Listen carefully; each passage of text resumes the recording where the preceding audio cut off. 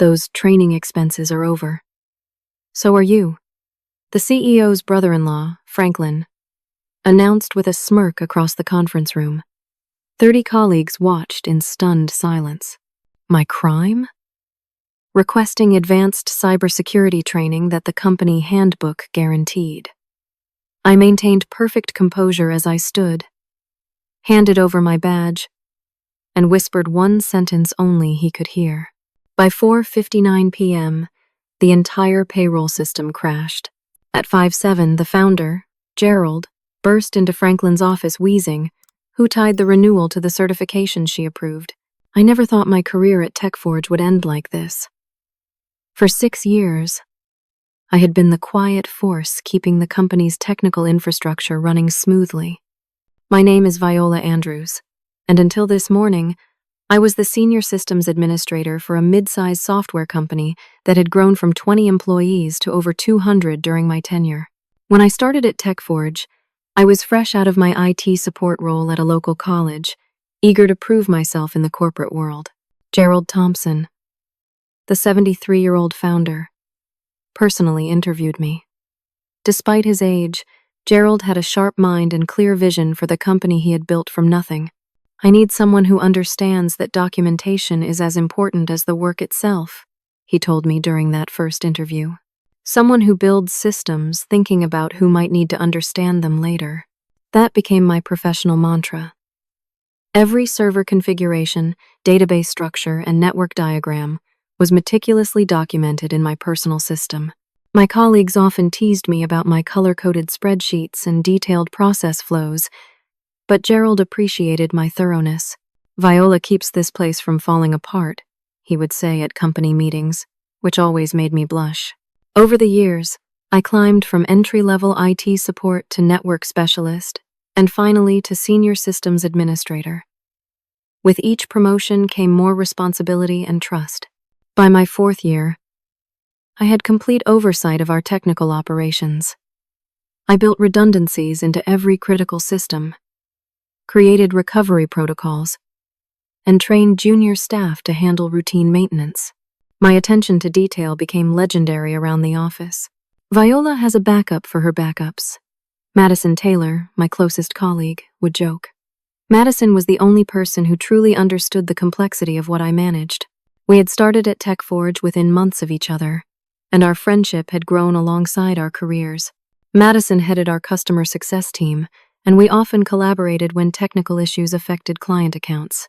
Things changed 16 months ago, when Gerald decided to step back from daily operations. He retained 40% ownership, but brought in Diane Collins as CEO to manage the company's expanding operations. Diane seemed competent but was constantly traveling for international expansion opportunities, leaving daily operations to others. That's when Franklin Price entered the picture.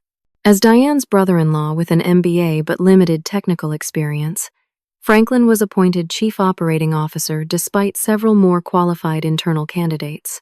His arrival marked the beginning of a subtle but persistent shift in company culture. "We need to streamline operations," became Franklin's catchphrase in every meeting. Initially, this seemed reasonable until I realized that streamlining often meant cutting corners on security protocols and maintenance schedules that I knew were essential. Trevor Davis, our finance director, quickly aligned himself with Franklin. Trevor had always viewed IT as a cost center rather than a critical investment, and in Franklin, he found an ally. "The IT department keeps asking for money for things we never seem to need," I overheard Trevor telling Franklin during their 3rd week working together. Despite these challenges, I remained committed to maintaining TechForge's systems with the same diligence. As cyber threats evolved, I recognized our vulnerabilities and began requesting additional security training and upgraded protocols. Each request was met with increasing resistance from Franklin and Trevor.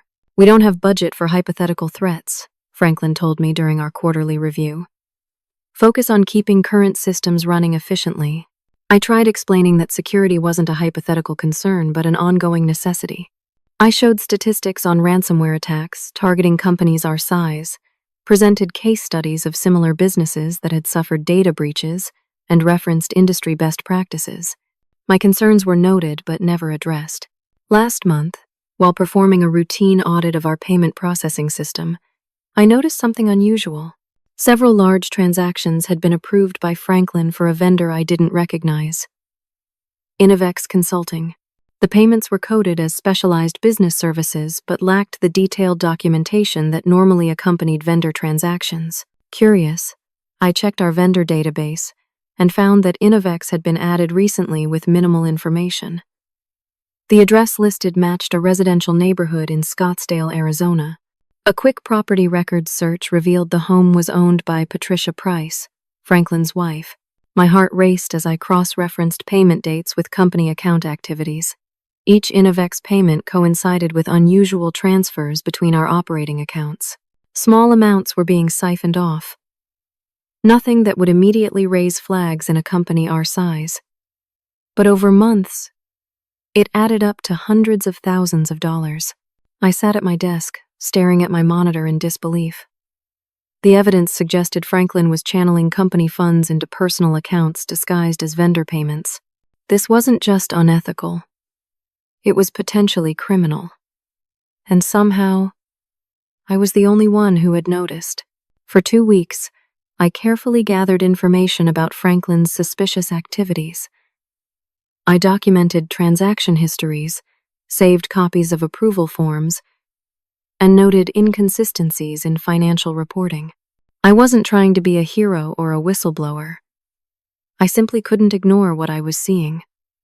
The company I had helped build was being systematically drained by someone who had been there less than a year. During this time, Franklin's attitude toward me grew increasingly hostile. In meetings, he would cut me off mid-sentence or dismiss my input entirely. He began scheduling important IT discussions when I was on call or handling system updates, effectively sidelining me from decisions about my own department. Franklin keeps asking me why we need so many people in IT, Madison warned me over lunch. He mentioned potentially outsourcing some of your team's functions. That would be disastrous, I replied, pushing my salad around its container. Our systems are too customized and integrated for generic support. I know that. But he's been meeting with potential vendors. Just wanted you to know. Madison had always been my eyes and ears in the company. As head of customer success, she attended management meetings I wasn't invited to and often gave me advance warning of problematic decisions. Her friendship had become even more valuable since Franklin arrived. Thanks, Madison. I appreciate you telling me. That evening, I received a text from Alex Jordan, a former TechForge developer who now worked for CompSolve, one of our competitors. We had stayed friends after he left, occasionally meeting for coffee to catch up. Free for dinner Thursday? His message read. Over pasta at a small Italian restaurant downtown, Alex listened as I vaguely described the challenges at TechForge without breaking confidentiality. Sounds like classic corporate takeover strategy, Alex said, twirling spaghetti on his fork. New management comes in, pushes out established leaders, reshapes the company in their image. But why target IT specifically? I asked. We're essential to operations, because you know too much. Alex replied simply. System admins see everything. Finance, HR, communications. If someone's doing something questionable, you're the most likely to notice. Alex's words stayed with me as Franklin's behavior toward me worsened. He began questioning my overtime hours, despite knowing that system updates had to happen after business hours. He reassigned my team members to other projects without consulting me. In one particularly frustrating week, he canceled 3 separate security patch implementations I had scheduled, claiming they weren't urgent. Despite this growing hostility, I remained professional and focused on my responsibilities. When our main client portal experienced slowdowns, I worked through the weekend to optimize performance. When ransomware hit a company similar to ours, I created a preventative action plan and quietly implemented what I could without requiring approvals. Through it all, I continued documenting Franklin's financial irregularities. the pattern was becoming clearer. Company funds were being systematically diverted through fake consultancy fees, inflated vendor contracts, and unnecessary service agreements. All roads led back to entities connected to Franklin or his associates. Last week, a major security advisory was released regarding the exact software platform that managed our client billing and employee payroll. The vulnerability was serious. Remote code execution that could allow attackers complete access to financial data.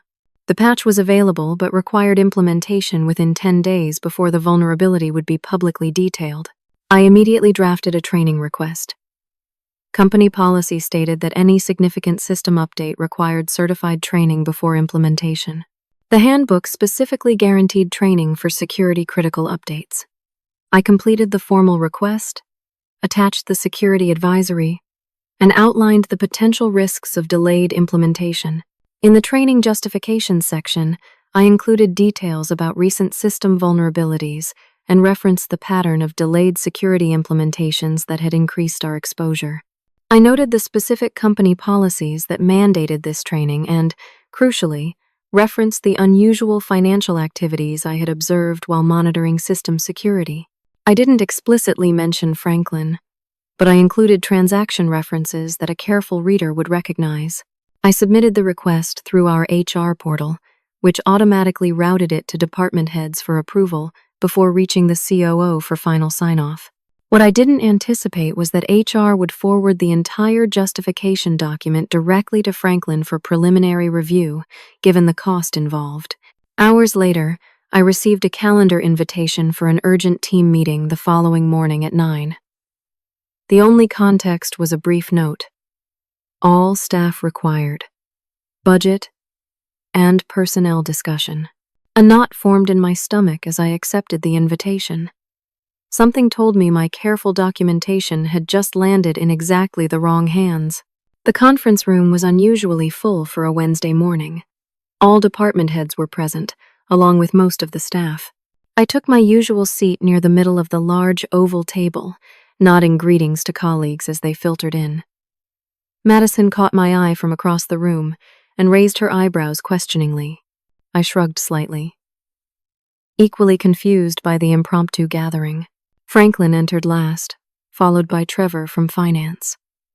Franklin remained standing at the head of the table, surveying the room with what I can only describe as calculated satisfaction. The room quieted immediately. "Thank you all for coming on short notice," he began, his voice carrying the practiced authority of someone who had rehearsed his remarks. "As you know, TechForge is in a critical growth phase, which requires us to be strategic about our resources and expenditures." He paced slowly as he spoke, making deliberate eye contact with various team members. When his gaze landed on me, it lingered uncomfortably. "Part of that strategy involves ensuring that each department is aligned with our core business objectives," he continued. "Unfortunately, we've identified cases where individual employees have been pursuing their own agendas at company expense." The room temperature seemed to drop. Several people shifted in their seats, glancing at one another nervously. Franklin suddenly slapped a printed document on the table. I recognized it immediately. My training request. "I have here a request for specialized training that would cost this company $7,000, he announced, voice rising. $7,000 for a 3-day course that duplicates skills we already have in-house. He looked directly at me now. No pretense of general address. "Miss Andrews seems to think her department deserves special treatment while the rest of us tighten our belts." 30 pairs of eyes turned toward me. I felt my face grow warm but kept my expression neutral. Years of handling crisis situations helping me maintain composure. "Additionally," Franklin continued, "this request contains veiled accusations about financial irregularities that have no basis, in fact. It appears Miss Andrews has been conducting unauthorized investigations into areas well outside her job responsibilities." Murmurs rippled through the room. I could see confusion on some faces, discomfort on others. A few looked away when I glanced in their direction.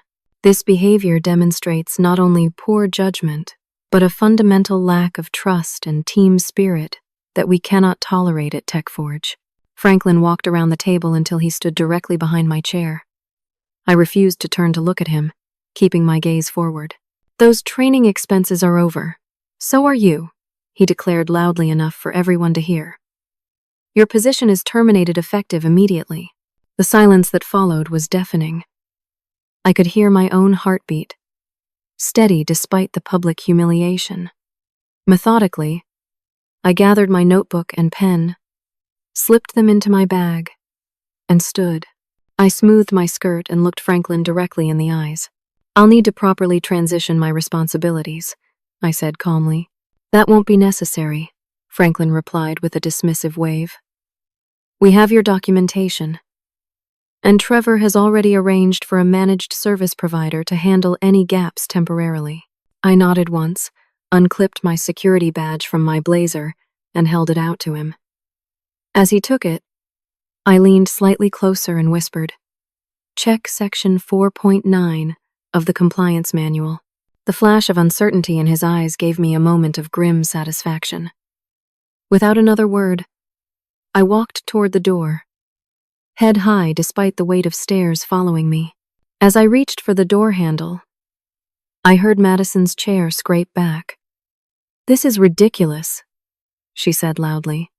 "Viola has been the backbone of our technical operations for 6 years. Thank you, Madison," I said quietly, turning back briefly. "It's okay," Franklin's voice hardened. "If anyone else has concerns about management decisions, they're welcome to discuss their continued employment with me privately." The threat hung in the air as I walked out. Closing the door softly behind me, I proceeded to my desk, where I found a security guard already waiting with a cardboard box containing my few personal items. My computer access had already been revoked. The screen showed the login page rather than my usual dashboard. The guard escorted me to the front entrance, maintaining a professional but uncomfortable silence. As we reached the glass doors leading to the street, he awkwardly murmured, "Sorry about this." "Not your fault," I replied, taking the box from him. "Just doing your job." The walk to my apartment took 20 minutes, each step cementing the reality of what had just happened. I had been fired publicly. My professional reputation questioned in front of colleagues I had worked alongside for years. The company I had helped build had discarded me without a second thought. Once inside my apartment, I set the box down on my kitchen counter and finally allowed myself to feel the full weight of the morning's events. The tears came suddenly and fiercely. Not gentle weeping, but gut-wrenching sobs that left me gasping for air. I cried for the lost years, the dedication that had meant nothing in the end, the betrayal by a company I had considered family.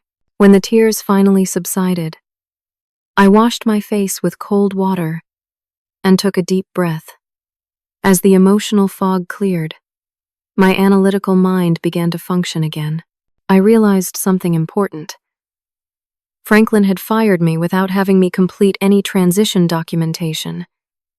In his haste to make an example of me, he had overlooked a critical detail. The systems I managed had evolved organically over years. While I had created thorough documentation as Gerald had originally requested, there were countless undocumented connections, workarounds, and dependencies that existed only in my head. Not because I had deliberately hidden information, but because complex systems grow in complexity over time, and some knowledge simply becomes instinctual to the person who built them. I knew exactly what would happen next. Critical systems would begin failing in cascading patterns as scheduled tasks failed to execute properly. Backup processes would attempt to run, but would encounter authorization errors because Franklin had immediately revoked my access. Security certificates requiring manual renewal would expire. And most significantly, the payroll system, which was scheduled to process the bi-weekly payment run at exactly 5:00 p.m. today, would attempt to connect to the third-party processor using credentials that required biometric verification every 14 days. My verification, which was due today. I checked my phone. 3 missed calls already, all from Madison. I wasn't ready to talk yet, so I sent a brief text. "I'm okay. Need some time. Her response came immediately. Total chaos here already. Franklin doesn't understand what he's done. I set my phone down and walked to my window, looking out at the city skyline. For the first time since the morning meeting, a small smile crossed my face. Section 4.9 of the Compliance Manual, which I had referenced to Franklin, detailed the mandatory security protocol for financial systems, including the requirement that any security certificate change must be approved by a certified administrator, the administrator who had just been escorted from the building. By 3 o'clock that afternoon, my phone was buzzing constantly with calls and texts. Madison sent regular updates about the unfolding chaos at the office. The customer portal had gone offline at 1:15 p.m. when an automated security protocol couldn't locate the proper authentication. The development team couldn't push their scheduled code update because the deployment pipeline required multiple approvals, one of which was automatically assigned to my role.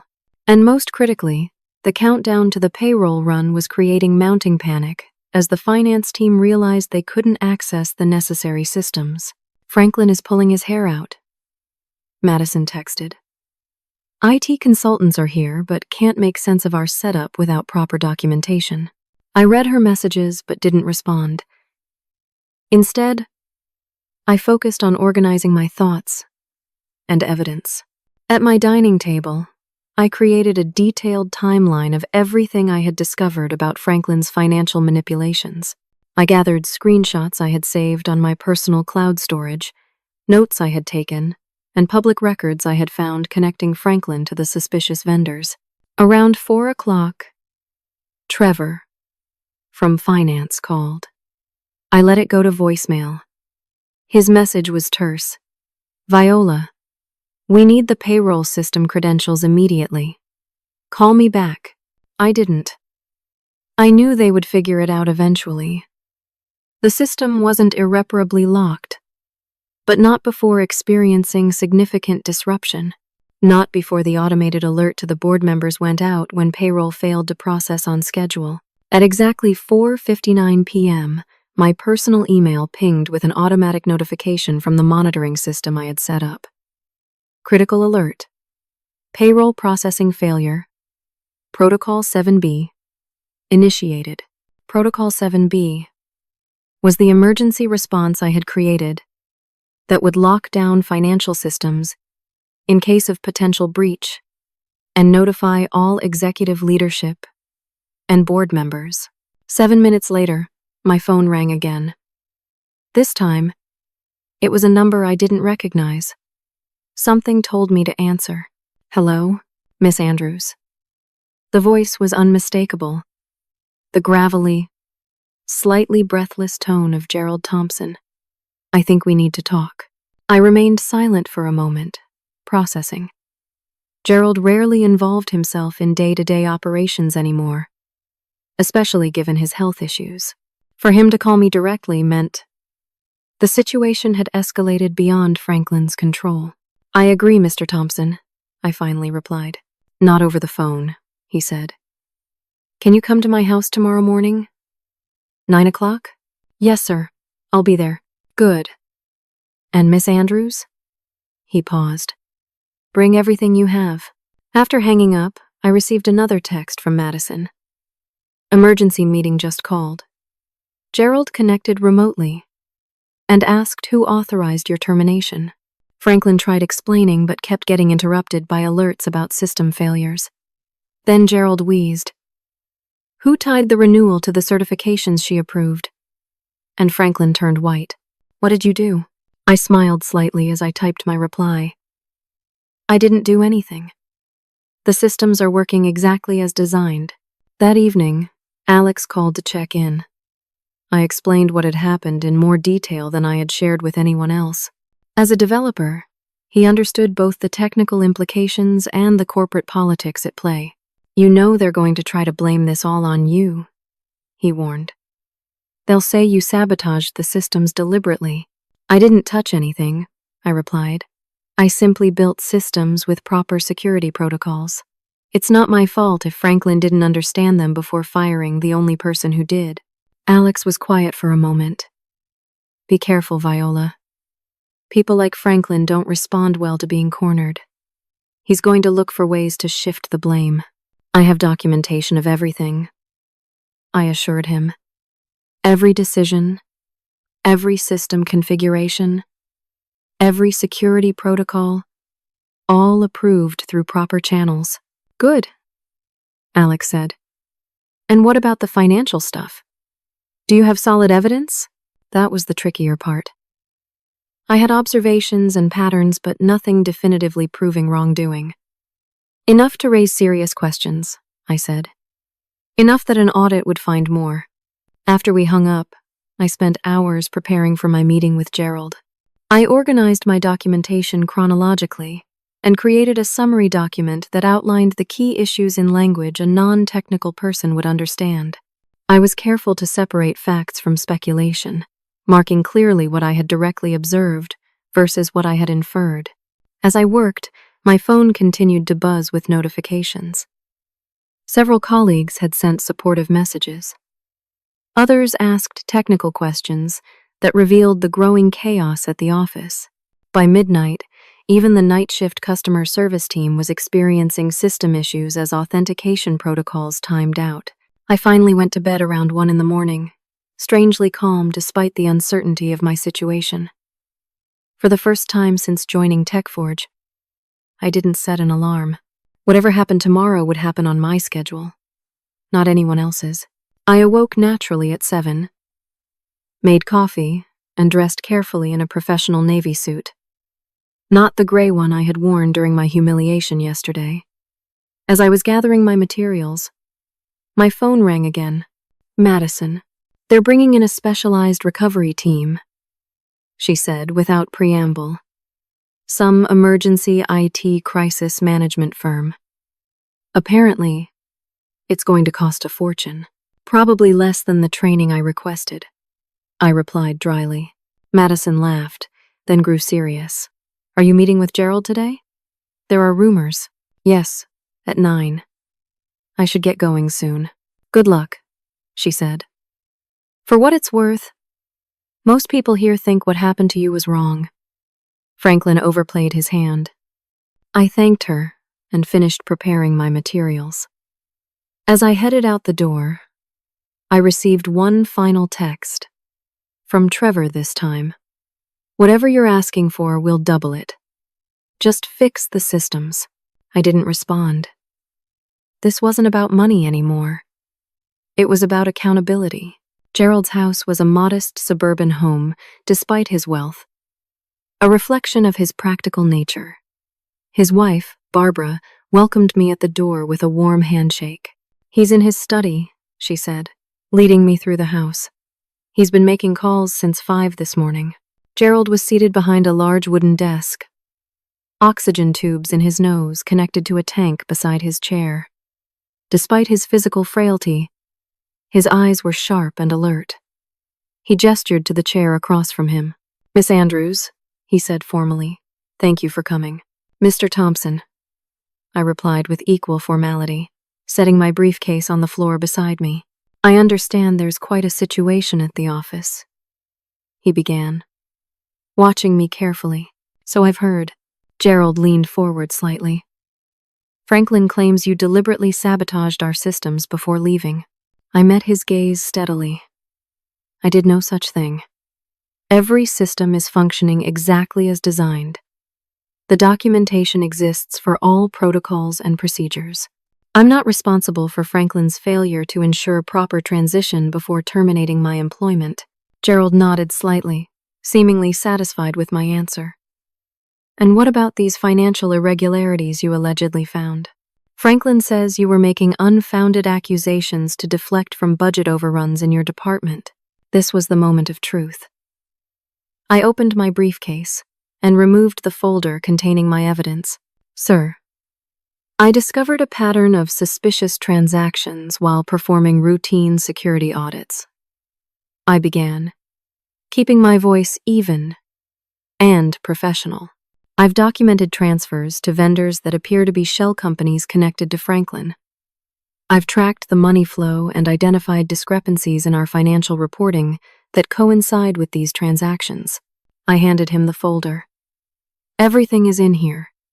Dates, amounts, connections, and supporting documentation. I believe Franklin has been systematically embezzling from TechForge for months. Gerald's expression remained unreadable as he opened the folder and began reviewing its contents. For several minutes, the only sound in the room was his slightly labored breathing and the occasional rustle of papers. Finally, he closed the folder and looked up at me. "Why didn't you come to me with this earlier?" he asked quietly. "I wanted to be certain before making such serious allegations," I replied. "And frankly, sir, you've been increasingly removed from daily operations. I wasn't sure who I could trust." He nodded slowly, accepting my answer. "And that sentence you whispered to Franklin yesterday, about Section 4.9, what was that about?" I allowed myself a small smile. Section 4.9 of our compliance manual details the security protocols for our financial systems. It specifies that any changes to security certificates must be approved by a certified administrator, which was me. It also mandates that if proper protocols aren't followed, the system must automatically lock down and notify leadership of potential security breaches. Gerald's eyes widened slightly as understanding dawned. "So when Franklin fired you without transition, he triggered the very security protocols I had implemented to protect the company." I finished. "The systems aren't broken. They're working perfectly." Gerald leaned back in his chair, a complex mixture of emotions crossing his face. Concern, anger, but also something that looked almost like admiration. "Well, Miss Andrews," he said finally, "it seems we have quite a mess to sort out." Just then, his phone rang. He checked the screen and raised a finger asking me to wait. "Yes, Diane?" "Yes. She's here with me now." He listened for a moment. "I see. No, don't do anything until I get there. I'm coming in." He hung up and looked at me gravely. "It seems Franklin has decided to escalate matters. He's calling for a full investigation, claiming you hacked our systems after your termination and stole confidential financial information." My heart raced, but I kept my expression calm. "That's categorically false. I haven't accessed any TechForge system since yesterday morning." Gerald nodded. "I believe you, but Franklin is desperate, and desperate people make dangerous accusations." He stood slowly, disconnecting his oxygen temporarily. "I think it's time I return to the office, and I think you should come with me." The TechForge office was in visible disarray when Gerald and I arrived. Employees huddled in small groups, speaking in hushed tones that fell silent as we walked through. I kept my head high, aware of the stares but focused on the task at hand. Gerald moved slowly beside me, his oxygen tank trailing behind him on its cart, but his presence commanded respect that had nothing to do with his physical condition. Madison intercepted us near the conference room, her eyes wide with surprise at seeing me. "Conference room A is ready," she told Gerald, then turned to me with a quick, supportive squeeze of my arm. "Hang in there." Inside the room, Franklin was mid-sentence with Diane and Trevor when we entered. He stopped abruptly, his face flushing red at the sight of me. "What is she doing here?" he demanded, pointing accusingly. "She should be speaking to our lawyers, not walking freely in our offices." "Sit down, Franklin," Gerald said quietly, his tone leaving no room for argument. "Miss Andrews is here at my invitation to help resolve the crisis you created." Franklin looked to Diane for support, but she merely gestured to the chairs. "Let's all sit and discuss this rationally," she said, her expression revealing the strain of having been called back from international business. As everyone took seats around the table, I remained standing and opened my laptop. "Before we begin, I'd like to restore basic functionality to critical systems," I said. "With your permission," Gerald nodded. Diane looked relieved. Franklin began to protest, but was silenced by Gerald's raised hand. I connected to the guest Wi-Fi and accessed the emergency management portal I had created precisely for situations where normal authentication might be compromised. Within minutes, I had restored access to the customer portal and initiated recovery protocols for the payroll system. The customer-facing systems will be operational within the hour, I explained as I worked. Payroll will take longer because of the security locks, but I can implement a temporary override that will allow processing of today's payroll run with proper authentication from 2 executives. Thank you, Viola, Diane said, using my first name for perhaps the first time ever. Now, can someone please explain exactly what happened yesterday and why our company is currently in technological meltdown? For the next 20 minutes, I calmly detailed the events leading to my termination, focusing exclusively on the technical aspects and security protocols. I explained how Franklin's decision to terminate me without transition planning had triggered automated security measures designed to protect the company's financial systems. The systems reacted exactly as they were designed to, I concluded. All of this is documented in our security protocols, which were approved by the executive team last year. Franklin leaned forward aggressively. This is ridiculous. She deliberately created a system that would fail if she wasn't present. That's holding the company hostage. Not security. That's not accurate, I countered calmly. I created a system that requires proper authentication and transition procedures to protect sensitive financial operations. These protocols were fully documented and approved. I opened a folder on my laptop and turned the screen toward Gerald and Diane. Here's the approval form for our security implementation plan, signed by both of you last March. And here's the section detailing transition procedures for personnel changes, which specifies a minimum 2-week knowledge transfer period for critical roles. Franklin's face darkened. This is all a smokescreen. The real issue is that Miss Andrews was conducting unauthorized investigations into financial matters outside her purview and making baseless accusations. Are they baseless? Gerald asked quietly, sliding my folder of evidence onto the table. Because the documentation Miss Andrews provided me this morning raises very serious concerns about financial irregularities under your management, Franklin. The room fell silent. Trevor shifted uncomfortably in his seat, not meeting anyone's eyes. Diane reached for the folder, her expression hardening as she began reviewing its contents. What is this? She asked, looking up sharply at Franklin. Before he could respond, the door opened and Madison entered, followed by 2 members of the board who had flown in for emergency meetings. The conversation paused as introductions were made and the situation briefly explained to the newcomers. While I have everyone here, I said during the momentary lull, I should mention that the payroll issue revealed another concerning matter. I pulled up a report on my laptop. During recovery, I noticed that the payroll file was modified yesterday afternoon after my termination. Several executive bonuses were added that weren't in the original approval flow. All eyes turned to Trevor, who suddenly found his water glass fascinating. It was a scheduled adjustment, he mumbled unconvincingly. An adjustment that bypassed standard approval protocols, I noted. I have the comparison logs here. Franklin stood abruptly. This is absurd. She's trying to deflect attention from her own misconduct by throwing around accusations. The real issue is that she deliberately sabotaged our systems and is now trying to blackmail us into rehiring her. I haven't asked for my job back, I replied evenly. I'm simply presenting facts. Facts? Franklin sneered. Let's talk facts. Fact. You accessed financial systems outside your authority.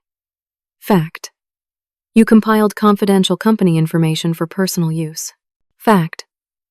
Systems failed catastrophically immediately following your termination, which cannot be coincidence. Gerald's voice cut through the tension. Fact. Miss Andrews was authorized to monitor all systems for security purposes, including financial operations.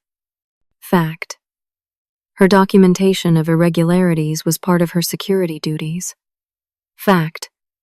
The systems failed because you fired the person responsible for them, without proper transition, ignoring established protocols. The conversation was interrupted again when my phone buzzed with a text from Alex. Just heard from my contact at First National Bank. They froze TechForge accounts after multiple large transfer attempts this morning. Thought you should know. I looked up slowly. Has anyone authorized significant bank transfers today? The confused expressions around the table answered my question. I turned to Trevor. Were any transfers scheduled for today, outside the normal payment runs? Trevor looked nervous. No, nothing significant. Then we may have another problem, I said, showing my phone to Gerald. Someone attempted large transfers from TechForge accounts this morning. Diane immediately pulled out her phone and stepped out of the room to make a call. The tension in her absence was palpable, with Franklin glaring at me across the table while Gerald and the board members continued reviewing my documentation. When Diane returned, her expression was grim. 3 transfer attempts totaling $1.2 million were made this morning from our operating account. They were flagged as suspicious by the bank and temporarily held. Where were they going? Gerald asked. Diane looked directly at Franklin. To an account registered to Innovex Consulting. The silence that followed was deafening. Franklin's face drained of color. That's one of the shell companies I identified in my documentation, I said quietly. The address matches Franklin's home address. Franklin stood suddenly. This is all a setup. She's framing me because I caught her padding her department budget. As he became more agitated, Trevor surprisingly spoke up. Actually, that's not true. All eyes turned to him as he nervously adjusted his tie. Viola's budget requests were always meticulously justified. I have documentation that supports her claims about the irregular transactions. I noticed them too, but was told by Franklin to ignore them. Franklin looked betrayed. You treacherous little... That's enough, Gerald interrupted firmly. Franklin, I think you should leave the room while we discuss next steps. You can't be serious. I'm the COO. And I'm still the majority shareholder, Gerald replied calmly. Please step out. After Franklin reluctantly left, the meeting continued with a methodical review of all evidence. Trevor, seemingly relieved to unburden himself, provided additional documentation confirming my findings. By early afternoon, a clear picture had emerged of systematic financial misconduct orchestrated by Franklin over months. The board members had moved from skepticism to grave concern as the evidence mounted. This will require a full forensic audit, one of them noted, and likely law enforcement involvement. While they discussed legal implications, I continued working on restoring critical systems, coordinating with the IT team to implement temporary workarounds. By 3 o'clock, most essential functions were operational again, though complete recovery would take days. As the meeting was concluding, Madison burst in with an urgent update. Franklin was just escorted out by security. He was caught trying to delete files from his computer and shredding documents. Diane shook her head in disbelief. Have it secure his computer immediately? No one touches anything until the investigators arrive. As people began filtering out to handle various aspects of the crisis, Gerald motioned for me to remain behind. When we were alone, except for Diane, he looked at me with newfound respect. That sentence you whispered to Franklin yesterday, he said, about Section 4.9. You knew exactly what would happen, didn't you? I met his gaze steadily. I knew that following proper security protocols would protect the company, even if it created temporary disruption. Section 4.9 specifies that any unexpected change in security personnel triggers an automatic external compliance audit. Something Franklin clearly didn't want. Gerald nodded thoughtfully. Very strategic. I prefer to call it thorough, I replied with a small smile. The emergency board meeting was scheduled for 9 the next morning. I arrived early at Gerald's request, finding him already in the conference room reviewing documents with the company's legal counsel. The atmosphere was tense but focused, a stark contrast to the chaos of yesterday. The forensic accountants worked through the night. Gerald informed me as I set up my laptop. Their preliminary findings confirm everything you documented, and more. Franklin's financial manipulations go deeper than we initially thought. More board members arrived, followed by Diane and several senior executives.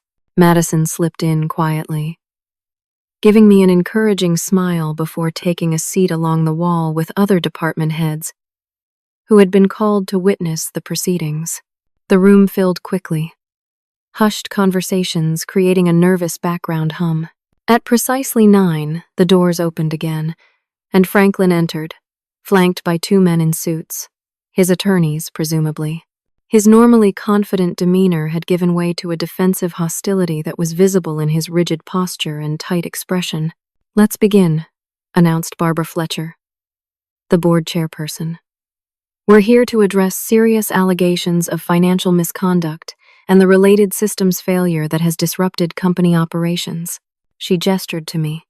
"Miss Andrews, since you discovered the initial discrepancies, please present your findings." I stood and connected my laptop to the display system. "Thank you. I'll start with a timeline of events and the documentation that raised my concerns. For the next 20 minutes, I methodically presented evidence of Franklin's financial manipulations. I showed transaction records, vendor connections, property records linking shell companies to Franklin's personal addresses, and the pattern of fund diversions that had siphoned nearly $2 million from the company over 14 months. All of this information was gathered through standard security protocols, I explained. As senior systems administrator, part of my responsibility was monitoring for unusual patterns in all systems, including financial operations that might indicate security breaches or insider threats. Franklin's attorney interrupted. "My client objects to this characterization. Miss Andrews had no authority to investigate financial matters outside her technical purview." Gerald spoke up before I could respond. "Actually, she did. Here's the job description and security protocols approval that specifically authorizes the systems administrator to monitor all data patterns for potential threats." He slid documents across the table, signed by myself and Miss Collins when the position was created. As Franklin conferred urgently with his attorneys, the forensic accountant presented his team's preliminary findings, which not only confirmed my documentation but revealed additional layers of financial manipulation I hadn't discovered. "Based on our analysis," the accountant concluded, "approximately $2.4 million has been diverted through various shell companies and fabricated vendor relationships over the past 14 months. All evidence points to Mr. Price as the architect of these transactions, though others may have been involved." All eyes turned to Trevor, who squirmed uncomfortably before standing. "I was aware of some irregularities," he admitted. "Franklin told me it was for a special executive compensation structure approved by the board." He looked at the board members nervously. When I questioned the paperwork, he said Gerald had signed off on it as a private arrangement. Gerald's expression darkened. "I did no such thing." Trevor nodded miserably. "I realized that eventually, which is why I began keeping separate records." He produced a flash drive. "Everything's here. The actual transactions, the cover stories, the modified reports Franklin directed me to create." Franklin stood abruptly. "This is a coordinated attack on my character. Trevor is trying to save himself by throwing me under the bus, and she," he pointed at me, "deliberately sabotaged company systems when I caught her padding her department budget."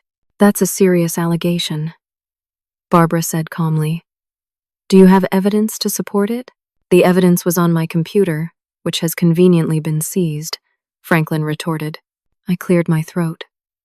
"Actually, every budget request I've ever submitted is archived in our project management system, each with detailed justifications and approval chains." I pulled up the historical records. "Here's every IT expenditure request for the past 6 years, with approvals from Gerald, then Diane, and most recently, the rejections from Franklin despite identical justifications." The technical director who had been working on recovery efforts raised his hand. "If I may add, we've had complete access to the system logs before and after Miss Andrews' termination. There is zero evidence of any tampering or sabotage. The systems behaved exactly as documented in our security protocols when proper transition procedures were bypassed." Franklin's face flushed with anger. This is ridiculous. She created systems deliberately designed to fail if she wasn't present. No, I replied evenly. I created systems with proper security protocols that require authorization and authentication. Standard practice in any financial environment. The documentation for these protocols was approved at every level and available to anyone who took the time to read it. I displayed the security implementation documents on screen. Page 43 specifically outlines transition procedures for personnel changes affecting system access. It requires a minimum 2-week handover period for critical roles and dual authentication during transition. When I was terminated without notice and immediately escorted out, those protocols were violated, triggering automatic security measures. Franklin's attorney leaned forward. Regardless of protocols, it's highly convenient that systems failed immediately after her termination, causing maximum damage to the company. Gerald intervened again. The timing wasn't her choice. It was Franklin's decision to terminate her without proper transition. As for damage, Miss Andrews returned voluntarily to restore systems when asked and has been instrumental in recovery efforts. Those are not the actions of someone intent on causing harm. The discussion continued for another hour, with Franklin growing increasingly defensive as more evidence mounted against him. His attempts to shift blame to me were systematically dismantled by documentation and witness statements. The turning point came when the head of human resources spoke up. "There's something else the board should know," she said hesitantly. The day before Miss Andrews' termination, Franklin specifically asked me how to bypass the normal termination protocols for IT personnel. I explained the security implications and provided him with the compliance manual section detailing required procedures. She looked at me apologetically. I never imagined he would ignore them completely. Section 4.9, I said quietly. The HR director nodded. Exactly. And I documented that conversation in my notes. As I do with all unusual requests. Franklin stood again, his composure cracking. This is all circumstantial. You have no direct evidence linking me to any wrongdoing. As if on cue, the door opened, and a woman from the legal team entered with a USB drive. The forensics team just recovered these deleted emails from Mr. Price's computer, she announced. They contain explicit instructions for wire transfers to the shell companies identified in Miss Andrews' documentation, along with messages coordinating cover stories. The room fell silent as selected emails were displayed on screen. In them, Franklin detailed exactly how to disguise the transactions, which accounts to use, and how to modify reports to hide the activities. Several messages specifically mentioned using IT budget cuts to create additional funds for diversion. One particularly damning email to an associate stated, "The systems admin is asking too many questions about the vendor payments. Need to accelerate our timeline before she connects the dots." Franklin collapsed back into his chair, the fight visibly draining from him as his attorney whispered urgently in his ear. Barbara surveyed the room gravely. "I believe we have sufficient evidence to proceed with formal actions." She turned to the legal team. "Please prepare the necessary documentation for law enforcement and regulatory agencies." To Franklin, she added, "Mr. Price, the board is immediately suspending you pending formal termination proceedings and potential criminal charges. Please surrender any company property to security before leaving the premises." As Franklin was escorted out, his final glare in my direction contained a mixture of hatred and grudging respect. In trying to make an example of me, he had exposed himself instead. The board meeting continued with discussions of recovery plans and damage control. Throughout it all, I remained composed, answering technical questions and offering solutions rather than dwelling on vindication. By the meeting's conclusion, the immediate crisis had been contained, though the road to full recovery would be long.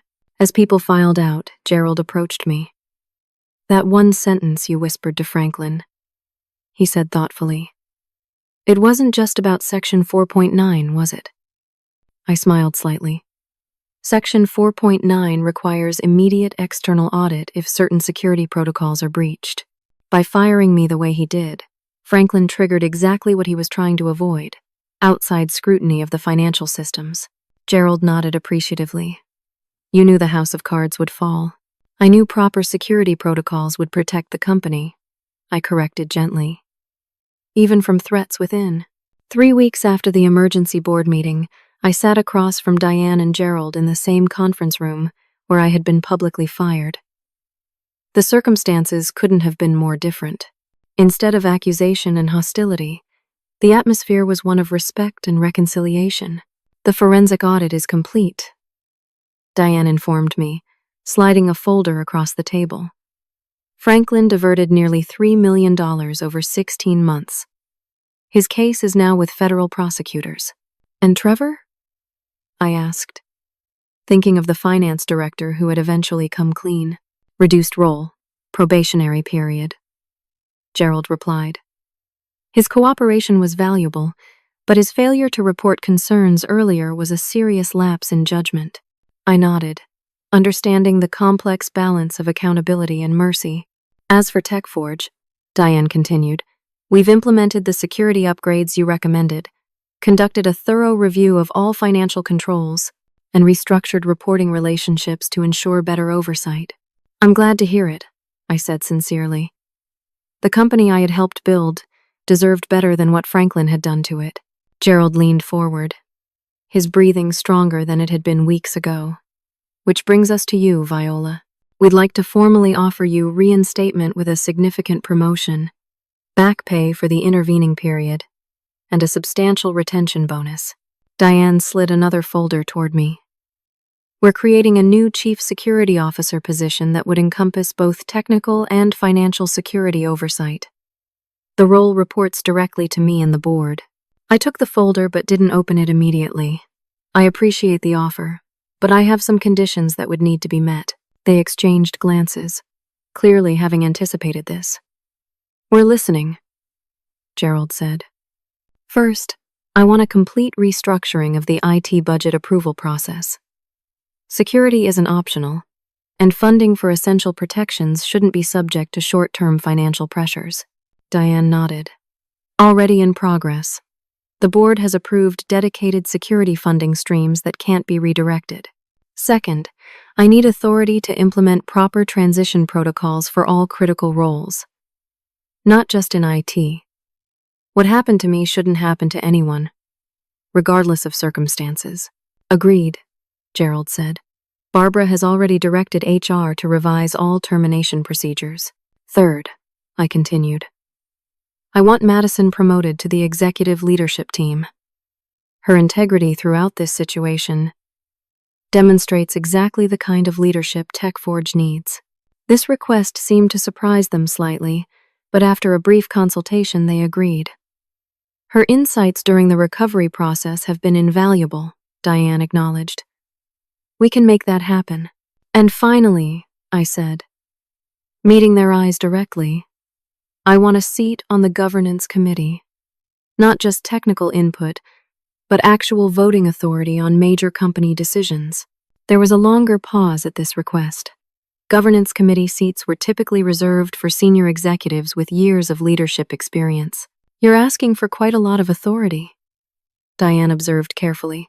I'm asking for the ability to protect the company I care about, I replied. From external threats and internal ones.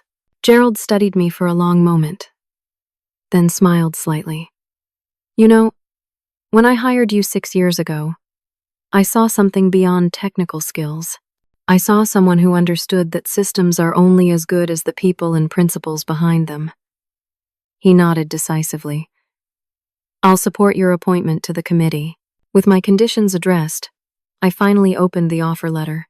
The compensation package was even more generous than I had expected, reflecting both the value they now placed on security and perhaps some guilt over what had happened. There's one more thing, Diane added, producing a third folder. The board has approved a comprehensive security training program for all employees, starting with leadership. Exactly what you requested in your original proposal. I couldn't help but appreciate the irony. The $7,000 training that started all this? Gerald chuckled.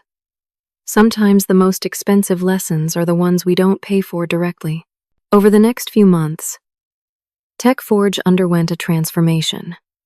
With Franklin gone and new leadership structures in place, the company culture shifted back toward the values Gerald had originally established.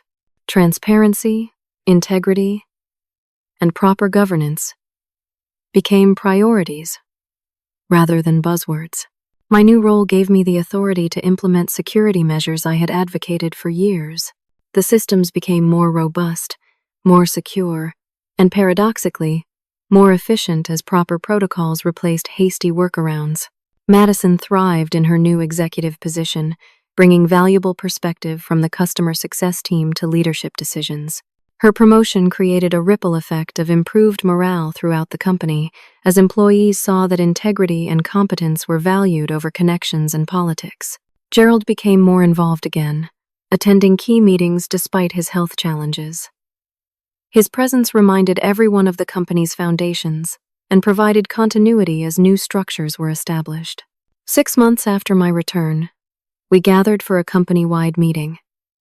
The atmosphere was notably different from the tense gatherings of the previous era. More collaborative, more open. Gerald had asked me to present the quarterly security update, which included metrics showing significant improvements in system integrity and reduction in vulnerability points. Thanks to these improvements, I concluded my presentation. We've reduced security incidents by 78%, while decreasing response times by over half. More importantly, we've created a culture where security is everyone's responsibility, not just an IT concern. The applause was genuine and enthusiastic. As I returned to my seat, Gerald took the podium, moving more slowly than before but with the same commanding presence. When I founded TechForge 15 years ago, he began, I had a vision of a company that valued both innovation and integrity. Along the way, we sometimes lost sight of that balance. He glanced meaningfully around the room. Recent events reminded us that technical systems and human systems require the same careful attention. Both need proper checks and balances, transparent processes, and principled leadership. His gaze found me in the audience. Sometimes the most valuable thing is not the person who does the most visible work, but the one who quietly ensures everything works as it should, and speaks up when it doesn't.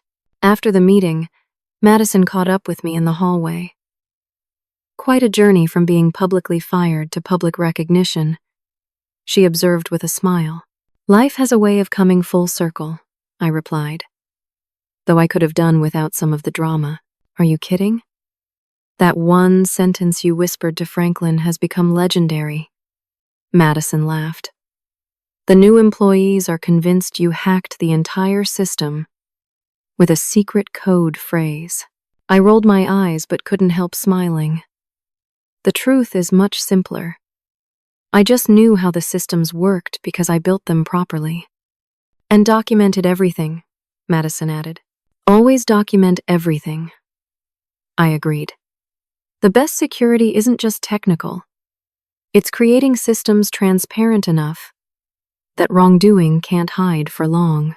Later that evening, as I finished reviewing security protocols for our newest product launch, Alex called.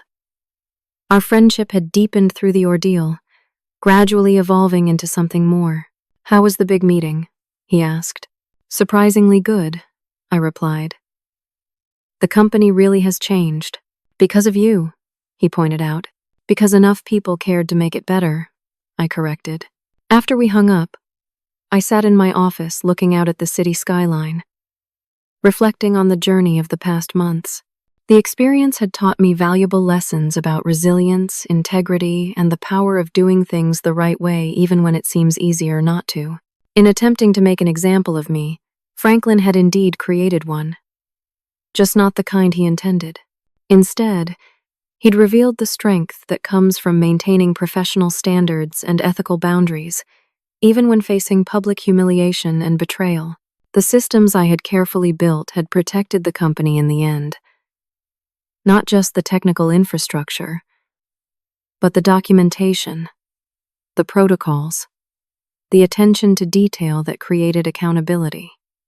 In a world increasingly dependent on technology, the human element remains the most critical security feature of all.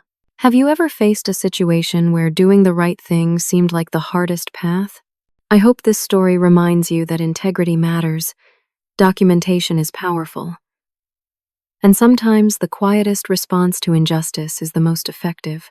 If my experience resonated with you, please leave a comment sharing your thoughts. And if you found value in this journey of professional vindication, consider liking and subscribing to support more stories of triumph over workplace injustice. Don't forget to share with anyone who might need encouragement to stand their ground when faced with unfair treatment. Thank you for listening. And remember, sometimes your greatest power lies in knowing your systems better than anyone else.